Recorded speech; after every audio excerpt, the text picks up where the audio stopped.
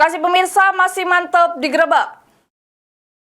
Mayat orok bayi jenis kelamin lanang ditemukan warga di Jalan Irigasi, Kelurahan Karya Mulya, Kecamatan Sematang Borang, Palembang dengan kondisi kepala terputus dengan badan. Samu tangan diduga terlindas kendaraan. Sampah jadi yang nemunya. Kolek gigi. Warga Sematang Borang dihebohkan dengan penemuan mayat orok bayi berjenis kelamin lanang yang berada di Jalan Irigasi, Kelurahan Karya Mulya, Kecamatan Sematang Borang, Palembang, dengan kondisi kepala dengan badan pisah, samu tangan terputus diduga terlindas kendaraan.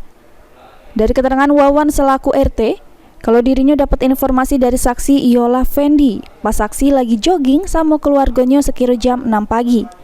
Terjenguk mayat orok bayi dengan kondisi kepala sama badan pisah di dekat pembuangan sampah pinggir sungai. Fendi yang terkejut langsung ngabari ketua RT setempat. Wawan yang dapat kabar dari Effendi langsung datangi TKP jenguk kondisi mayat tersebut. Sesudah itu Wawan langsung bawa mayat orok bayi lanang tersebut bersama warga ke rumahnya, terus langsung menghubungi pihak kepolisian.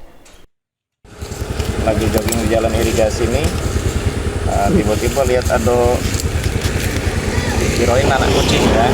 Nah, tahunya ini pasti parai, misalnya ini orok ini janin kan. Itu di luar plastik? Di luar plastik, di tengah jalan. Nah, jadi pada saat diparai, malaknya sudah terpisah. Malaknya badan terpisah. Nah, jadi mungkin beliau ini agak bingung kan, nak bawa kemana, nak bawa, tak berani, bawa ke pinggir. Nah, di sini kubur dulu sebentar kan, langsung nemui kami. Habis itu kami langsung bawa kain, kami ketuk lagi, kami bawa ke rumah. Langsung kami lapor ke Babin Kamtipmas, Polsek datang kan, Babinsa, dari PMI juga datang. Habis itu langsung dibawa ke rumah sakit Bayangkara.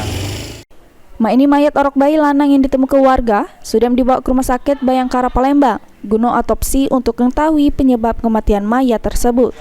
Suryadi, PAL TV.